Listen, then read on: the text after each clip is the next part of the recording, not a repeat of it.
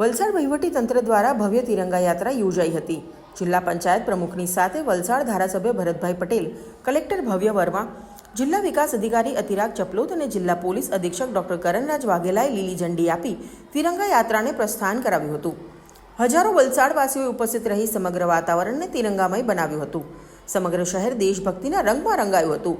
તિરંગા યાત્રામાં police અશ્વદળ, motorcycle દળ, વિવિધ પોલીસ પ્લાટૂન, હોમગાર્ડ, ગ્રામ રક્ષક દળ, ટ્રાફિક બ્રિગેડ અને પોલીસ બેન્ડે તિરંગા સાથે સામેલ થયા હતા। પોલીસના અશ્વદળે તિરંગા યાત્રાની આગેવાની કરી હતી। ફૂલોથી શણગારાયેલી ખુલ્લી જીપમાં ભારત માતાનું ફૂલોની પાંખડીઓથી સ્વાગત કરાયું હતું। એનસીસી અને એનએસએસના યુવા સભ્યોએ યુવા શક્તિનું પ્રદર્શન કર્યું હતું। જિલ્લાની વિવિધ શાળાના વિદ્યાર્થીઓ સ્વાતંત્ર્ય સેનાનીઓની વેશભૂષા સાથે તેમજ આદિવાસી નૃત્ય અને સાંસ્કૃતિક પરિભૂષામાં સામેલ થયા હતા।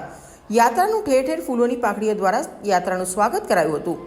પોલીસના 500 કર્મીઓને વિવિધ પ્લાટૂનના જવાનો સાથે ફાયર ડિપાર્ટમેન્ટના ફાયર ફાઇટર્સે તિરંગા સાથે માર્ચ કરી હતી। ગુજરાત યોગ બોર્ડના સભ્યો તિરંગા સાથે રેલીમાં સામેલ થયા હતા।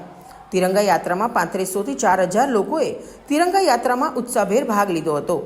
જિલ્લા પંચાયત પ્રમુખ, ધારાસભ્ય, કલેક્ટર તિરંગા સાથે કલેક્ટર કચેરીથી હાલર 4 રસ્તા, આઝાદ ચોક, મોંઘાભાઈ હોલથી પરત કલેક્ટર કચેરી સુધી તિરંગા યાત્રામાં પગપાળા ચાલી લોકોનો ઉત્સાહ વધારી યાત્રામાં સહભાગી થયા હતા।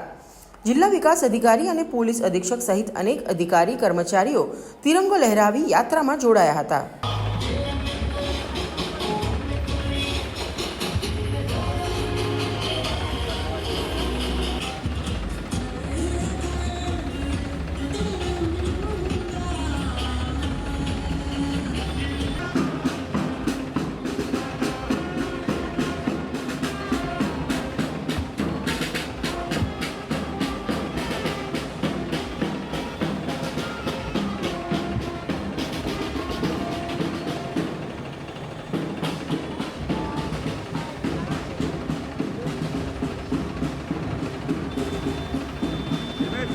వెంకరాట కూడా సత్తరాటే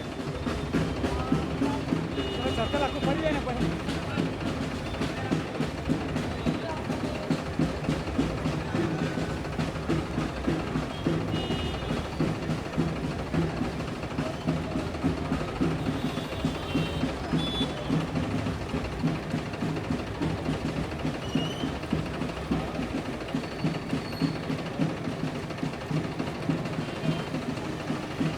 ચાલો આપણે આવી ગયું।